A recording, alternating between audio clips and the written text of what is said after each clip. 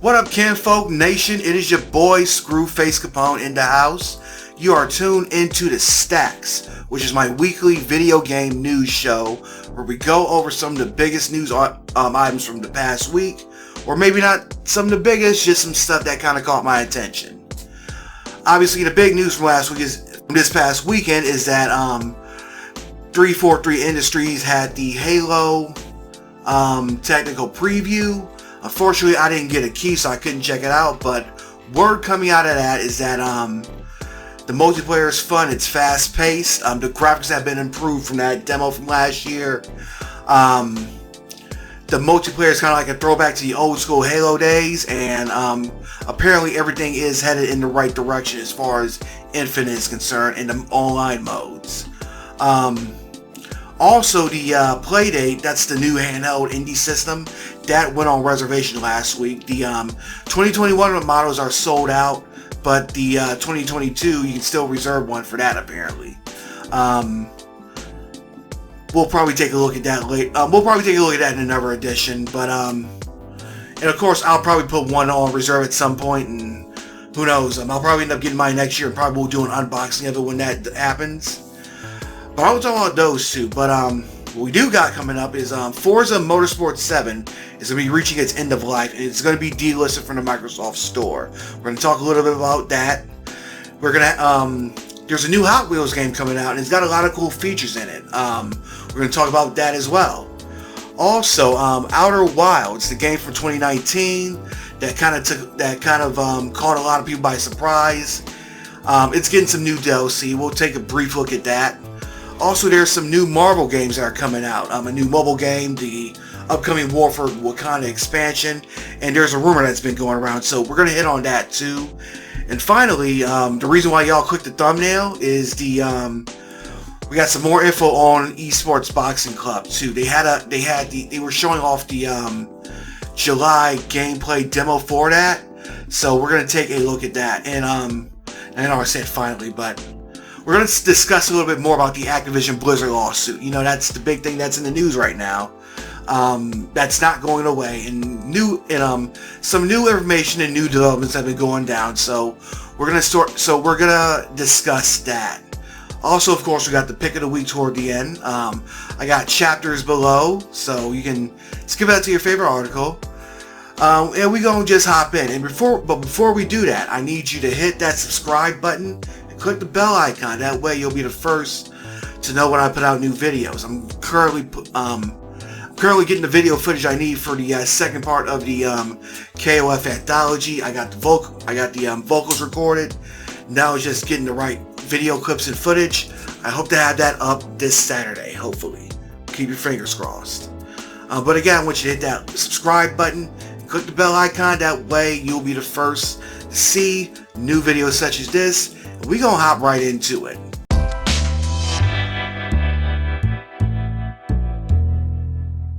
Forza Motorsport 7, originally released in 2017, is reaching end-of-life status, with the cutoff date being September 15th. This means that the game and its downloadable content will no longer be available either digitally or on Game Pass.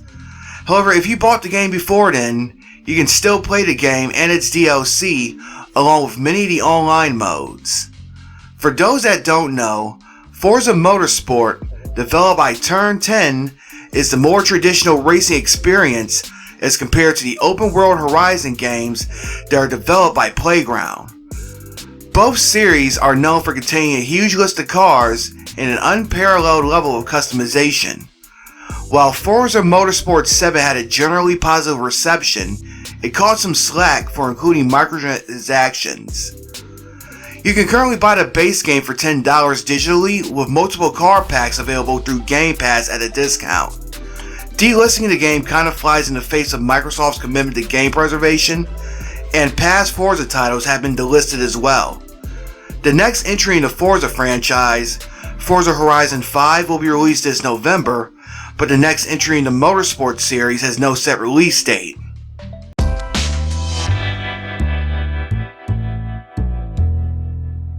Keeping things on track, get it? If racing games based on kids' toys are your thing, you might want to check out the upcoming Hot Wheels Unleashed, set to be released this September on PC and all current and next-gen gaming consoles. Built by MotoGP developer Milestone and published by Mattel, Hot Wheels Unleashed will let players race across several environments in 60 different cars inspired by the toy line. The game will also include vehicles based on licensed properties such as the Batmobile, Knight Rider's kit, and the Teenage Mutant Ninja Turtles Party Wagon.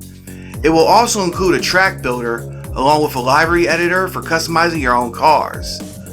Fans can pre-order the game now, and there is at least one season pass available. Fans will remember that the last time the toy franchise appeared in a console game was as a DLC expansion for 2016's Forza Horizon 3.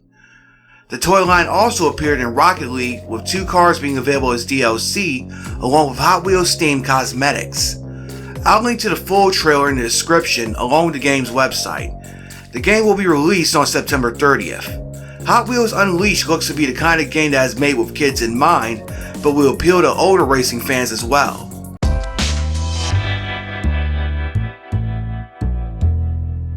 This past week, Annapurna Interactive had an online game show where they showed off a number of upcoming titles. Among them was a surprise announcement of upcoming downloadable content for the 2019 adventure game The Outer Wilds, not to be confused with The Outer Worlds, the other big space game that came out that year. Echo of the Eye, releasing on September 28th of this year, will cost $15 and will be available on PC, Xbox One, and PlayStation 4. While I personally couldn't get into The Outer Wilds, I do know a lot of players loved it, and no doubt this is news to their ears.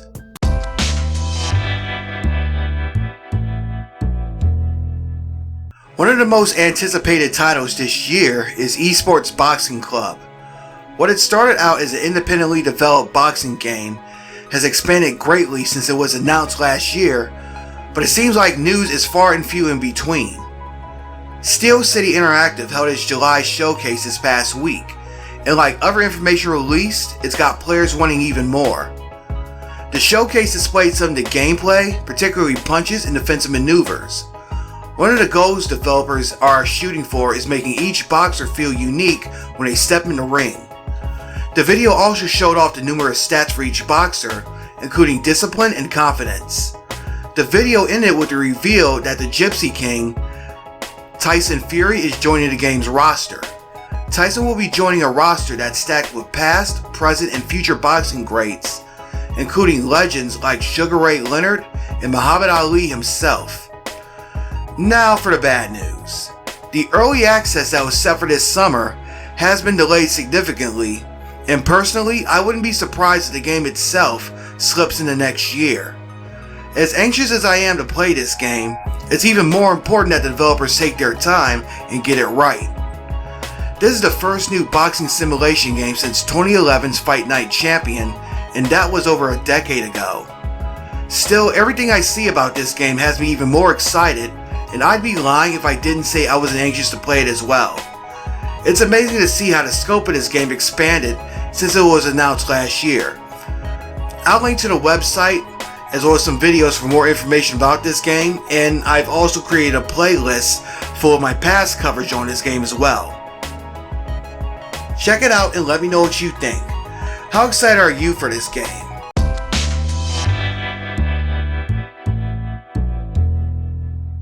I want to take this time to take a look at some new Marvel gaming projects, including one that's pretty much a rumor at this point. First off, developer Netmarble showed off gameplay footage of the upcoming Marvel Future Revolution, which is on its way to iOS and Android later this month.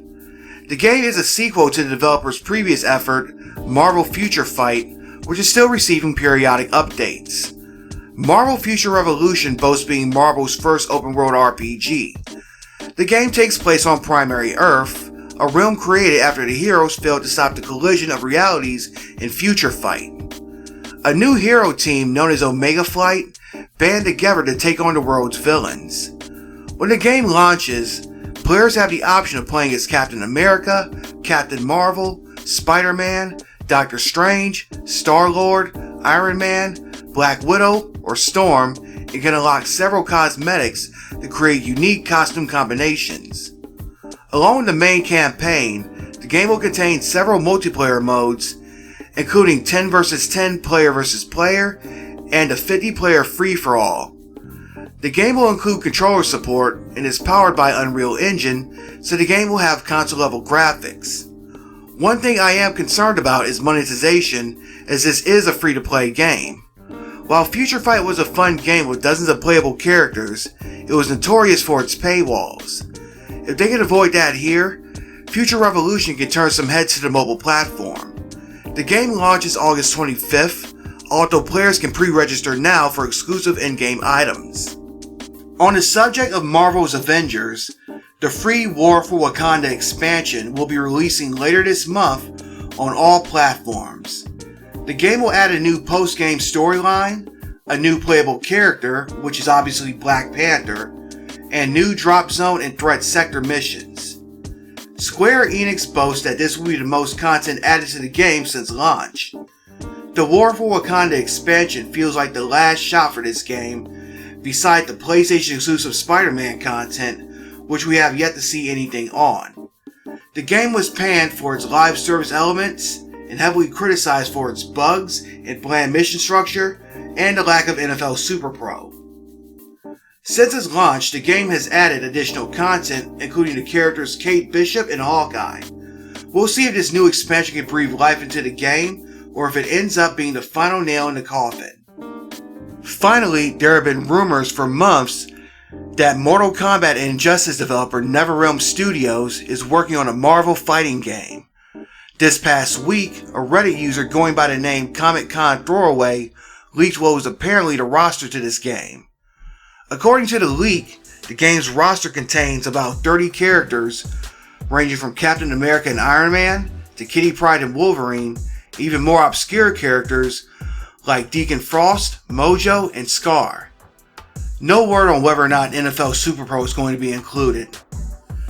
Deadpool will apparently be a pre-order bonus, while the first DLC pack will include Cyclops, Daredevil, Raiden, and Kylo Ren. You know, Kylo Ren from Star Wars, Disney connection. The game's plot will loosely be based on the World War Hulk storyline.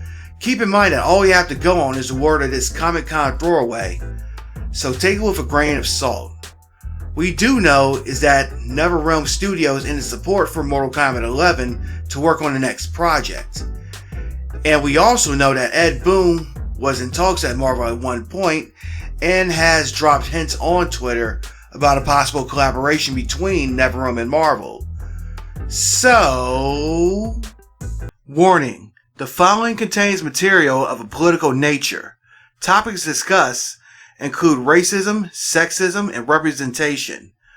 If you are put off by such material, use the chapter listing below to navigate to the next chapter. By continuing to this next part of the video, you forfeit your right to complain about me putting politics in games. Alright, so I want to take this time to go through some more stuff from the Activision Blizzard lawsuit.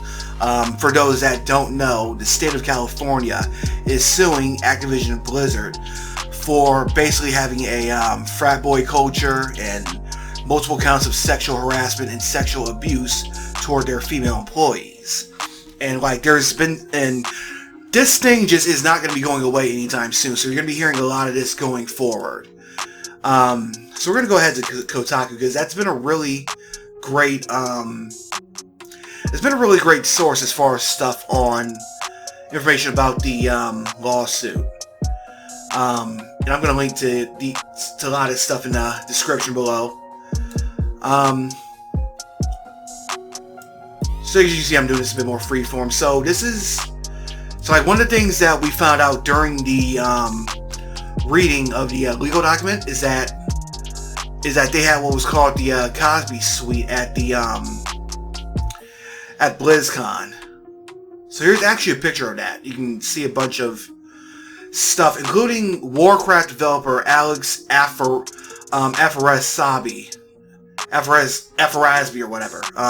Keep that name in mind, because you're gonna be hearing a lot of that during as this thing goes forward, whether it's from me or it's from other sources, because they're not the only ones covering this. I mean, there's a lot of people doing it better than I am. I'm just here to give my take on it, and maybe a lot of you might not keep up with other gaming sites or sources or whatnot. As much as they name dropped them, like James Stephanie Sterling and Yang Ye, they both been doing like they both did videos about the lawsuit. Yang Ye's got a lot of great stuff, so check his channel out. Alright, so here's the Bill Cosby suite. Now this was actually at BlizzCon 2013, and the thing is, they would try to hit on girls and bring them back to this for, you know, encounters. Damn it. I got MySQL installed because I work with that for a lot of projects. But anyway, now this picture was taken obviously before like the whole rape allegations came out. Well, scratch that. Actually, these things were known about for if you knew about Bill Cosby, then these things were like out there for years. They just got bought to it. It's just that like the jokes that Hannibal Buress made, they just bought it out to a wider audience, and then that's where you had all the women coming out with their testimonies and stuff. But still, you know, naming a room after an alleged at the time sexual rapist, because you know how YouTube isn't a good look. So I can see a lot of people who currently work there and who still work there. Again, including Alex Afarasby. So let's see. And we'll talk about him we'll talk about Afarasby in a minute.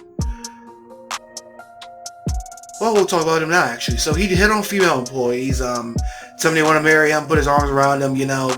He'd do it in front of male employees, and they'd have to drag him off there.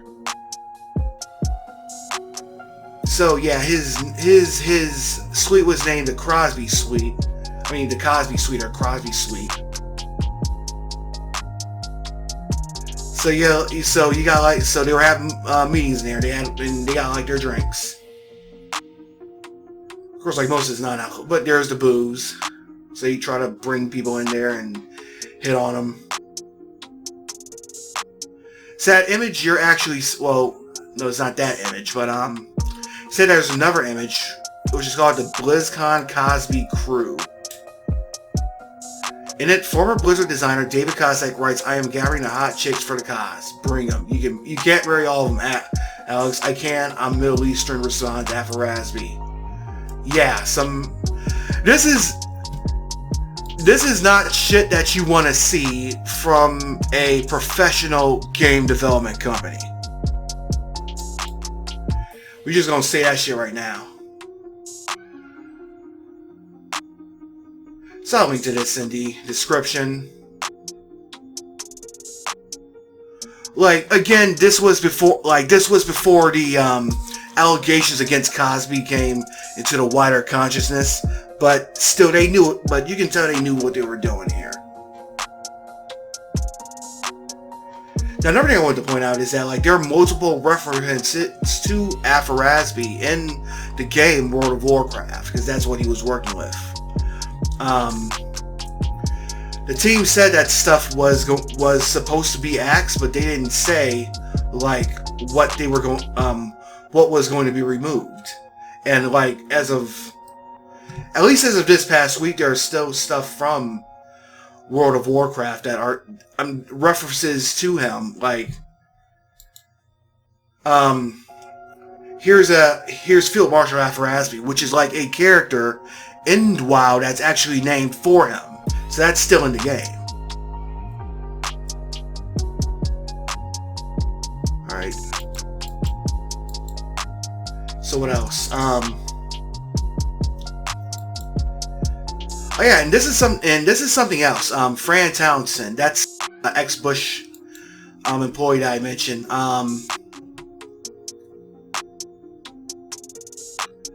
She's now blocking employees on Twitter. If you remember, this was the former Bush administration person who works in Activision's upper echelon, and she was one of the people who responded to the allegations. Let's see if we can bring that up. Let's see if that's here. Here it is. I might have already went over that, but you'll see this from the article. But basically, it's your typical like, she's more mad that this actually leaked instead of, like, if you read the letter, then she's more upset that this stuff actually leaked than she is about what was actually going on. And you're seeing all this stuff right here saying about what they did, supposedly. Way to play heroes and recurring Speak Up campaign and the ask list. I'll get back to, I'll mention this in a second, but like this reeks, like, you know how like when somebody gets accused of racism and they tell you they can't be racist because they have black friends? This shit is basically what that is right here. And right now she's bragging about stuff that they did. Now keep in mind, she was a former Homeland Security advisor to W. Bush and joined him last March. So she's speaking about all this stuff and like internal programs such as Way to Play Heroes. I want to actually highlight this. Of course, I don't have anything to highlight with, but fuck it. And these are internal stuff, but no doubt people were reporting it to these branches, but still shit hasn't happened. So that's my thing with that. Like, you're saying, like, this is one of those things where you're saying all the right things, but at the same time, but like when you go and do the math and you really dig in, then you find that it's just performative. In the comparison that I would draw is like with all the people who are like putting up pride flags and or BLM when that was during the George Floyd protests, and they're just using it to get like marketing clout. But if you dig in, then their policies are actually like against that kind of stuff. But anyway, let's keep going. But this is actually about this is actually something that happened like earlier this evening, like less than 4 hours ago even. She's blocking people on Twitter. So now, of course, like during her time at the Bush administration, here's all the stuff she was responsible for. Basically torture and stuff. So like, one thing I've been pointing out is that people have been coming out about this stuff. And let's see. Now, Destiny 2 maker, which is on Bungie, which is Bungie, like they had actually published Destiny underneath the Activision banner, but they broke off them about like a year or so, I believe. So they issued a statement in support of the people involved in the lawsuit and in what they do. So let's see. Yeah, they split with the publisher like last year. So you got one guy from Bungie, this James Hayward, saying that they're even more glad that they broke off from Activision now, and that and of course, like when they broke off, the studio was pushing them to make more yearly releases. So they've been focused on inclusivity clubs like women, blacks, and trans people. So this is a case of if they're saying the right things. Time will tell if they're doing the right things. So that's why I say, when you hear people like here's my takeaway from this. When you hear two people talking about like what they do and what they're doing to support certain causes, or they're putting out statements about stuff, then, and like even like when you see, like when it's Pride Month, or when you're seeing a protest movement like the George Floyd protests from last year, when you're seeing them do this, then what you need to do is like go back into them and then see what they're doing to support them. What are they doing to really show, you know? Saying the right thing is one thing, but doing the right thing is a whole nother. I know I shouldn't have said that, but fuck you, this is my video, not yours. So let's see, because I know Bobby Kotick has spoken on it, like after, and that didn't list that, but so let me bring it up.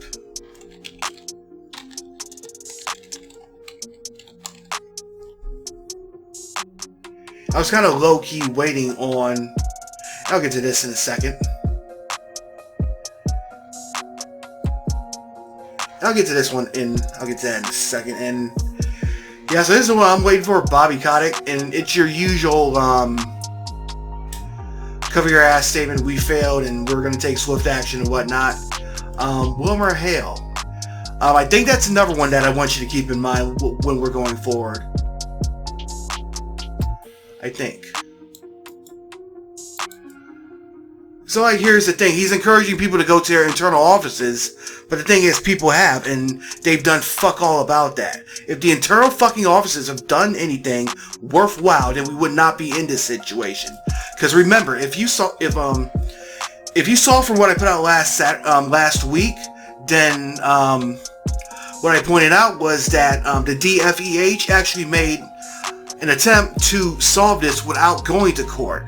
That didn't happen, so this is where we're at now. You fucked up. Now your business is being dragged dragged out into the light, because that's how shit works. Everything you do will come out to the light, and again, this is how and here it is right here. This is why I want you guys to keep the name Wilmer Hale in mind. They're a firm that's infamous for busting up unions. They work with Activision to keep workers from unionizing, and you know about the shit that goes on there. Let's see. And of course, like, a big thing you've been hearing people talk about is like game developers unionization, and so you can tell there's a objective behind this, behind the inclusion of this Wilmer Hale. So let's see, found.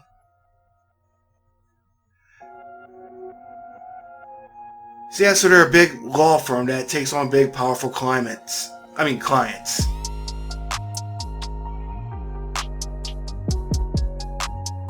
So these guys work for the U.S. government, so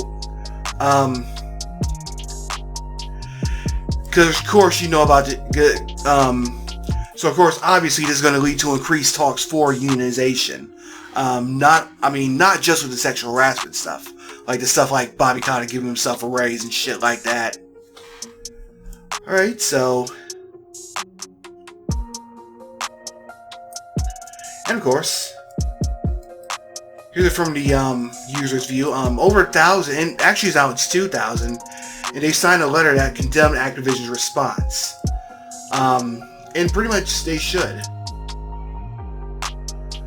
Because like all they've gotten from their superiors is basically bullshit covering their ass. And in the case of Frances Townsend, she went into I got black friends mode.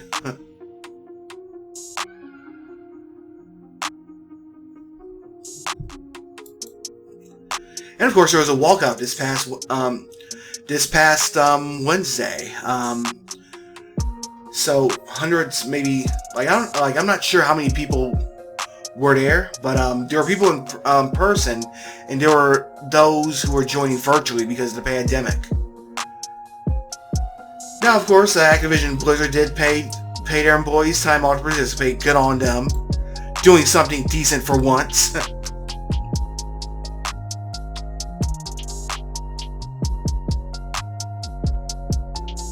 Alright, so basically they're looking to support these organizations right here, Black Girls Code. If you follow me on TikTok, Screwface Code, I support this as well. Girls Who Code. So you really need more because another part of the issue is that we need more representation within these workplaces. Pretty much, it can't. Any kind of change in culture cannot happen without that. Because we can't depend on our bosses. We can't depend on HR.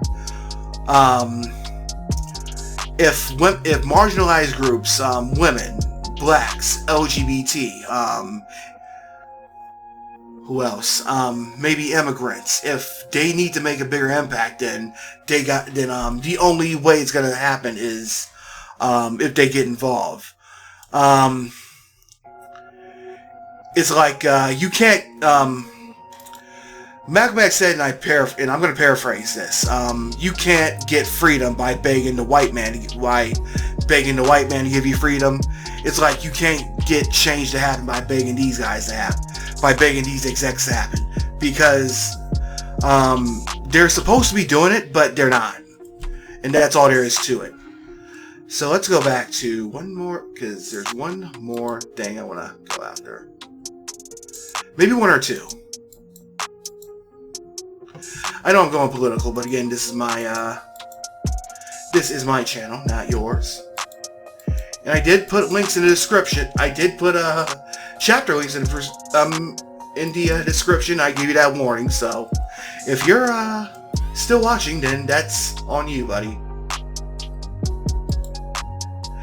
On a tangent here.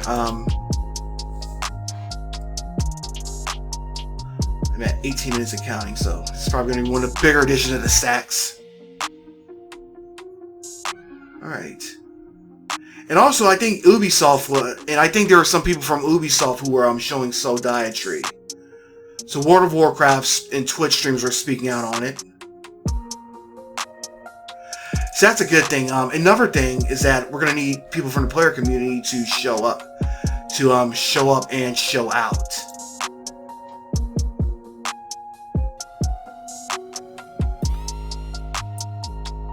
Asmon Gold said he was hurt by the news a long time. And I know a lot of the streamers were actually speaking out against it, so that's good. And because I think like the biggest issue, especially when it comes to video games, is that you'll have the player base will ignore this kind of stuff, even as they see the how the sausage is made. Like there are more like.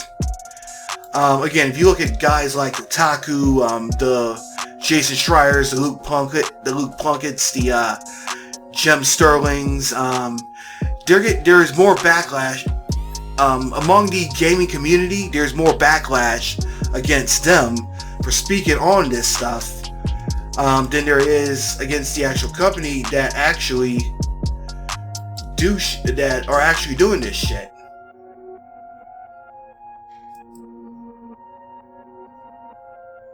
So yeah, Ubisoft is Ubisoft. That's another company that's undergoing its own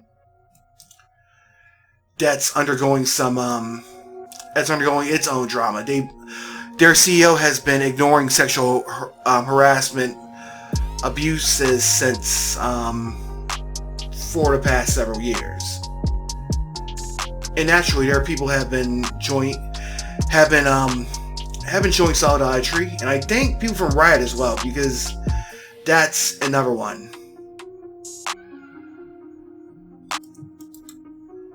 Here's another thing that was brought up, because when you talk about women in the industry, like it's going to be all about like them being victims of these people, of these predators, and that's not what it should be about. It should be about the stuff that they were achieving, the stuff that they were able to work on. So I hear you got to share Scarlett. She wants to be known for coming up to the first interactive BlizzCon brackets and staying up from 1 a.m. every opening night for it to be ready. That's what ultimately, because that's why you get into the game industry, to be creative and make shit. Like, if this kind of stuff was happening to me, if I were if I was a victim of even speaking from my own perspective, if I was a victim of a hate crime, or anything like that, or any kind of police brutality, or any kind of rape, or sexual any kind of RAPE, or sexual harassment. I don't want to be known as Screwface Capone, William Talley, the guy who was, killed by police, or who was sexually harassed. I want to be known as the guy who did stuff with his life, the guy who got fourth place at a wrestling tournament back in 1995, or the guy who's making all these awesome YouTube videos that including the one you're watching right now, or the guy who's, I don't know, or the guy who's worked for several years at this particular job, or you know what I'm talking about, right? So really, don't just recognize the trauma. You gotta recognize their quality and their body of. You gotta recognize their quality and their body of work too that they're putting out. Because at the end of the day, they want to work in this industry. But it's people like this that are fucking it up for them. It ain't just women either. It's POCs, it's the LGBT community, and it's for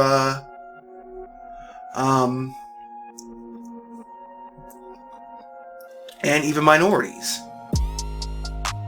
I got into IT because I wanted to learn how to make video games. So I can definitely relate to this.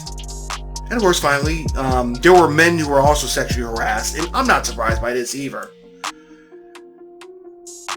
So, yeah, no one was immune to this shit either. You had men trying to grope each other's genitals, and that's hella suspect. And of course, they were ignoring that shit as well. And this is another thing that I want you guys to take away from it. When it's male victims of sexual harassment, then oftentimes they get ignored.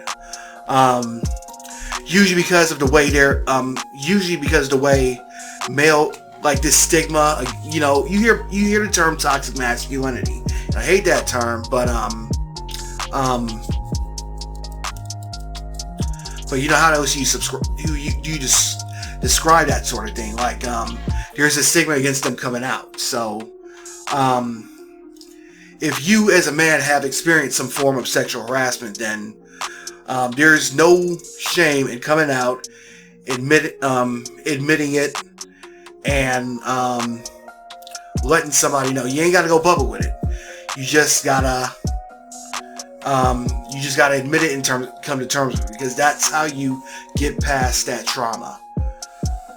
Alright, so yeah, I kinda got hella political here, so if there's a few things I want you to take from it, believe women, believe men,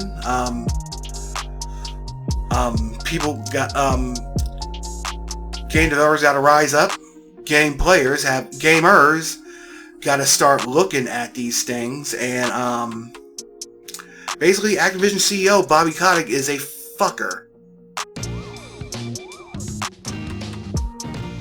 This week's pick of the week is Dead by Daylight, a 1 vs 4 online multiplayer game. Have you ever watched a horror flick and wondered what it would be like to play as the killer? Or play as one of their would-be victims trying to survive? Well, Dead by Daylight is a game for you. In the game, you can play as your choice of one of several horrifying monsters as you attempt to sacrifice your victims to the entity. Of course, you can also flip the script and play as one of the many survivors, attempting to outsmart them and escape. While the killers that are in the base game are horrifying enough, there are several new killers available as downloadable content, and most of them include a new survivor to go with them. Among these new killers are famous horror movie icons such as Freddy Krueger, Mike Myers, and even Amanda from Saw. There is even content from Silent Hill, Stranger Things, and Resident Evil. While there is a lot of DLC, and this is one of the few times the Season Pass will come in handy, you can pick and choose what you want, and even without purchasing any DLC, you'll enjoy hunting down hapless victims as an unkillable monster.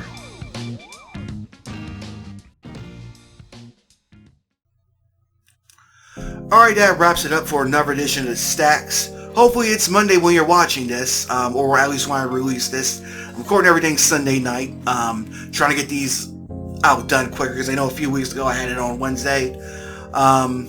But if you're still sticking around, I thank you for it. Make sure you hit that like button if you like what you just saw. Let me know in the comments what you think about anything you saw on here. And also, again, like I said, hit that subscribe button and click the bell icon. That way you'll be the first to know when I got new stuff coming. I put out some new Shark Tank articles. I got some new shorts coming. I know a lot of people have been liking those. That Warhammer video I did. Probably the biggest, most viewed thing on my channel so far. So I got more stuff like that on the way. Again, hit that like, comment, subscribe, and until next time, I hope you have a great week. And I'm Audi 51,000G, kinfolk.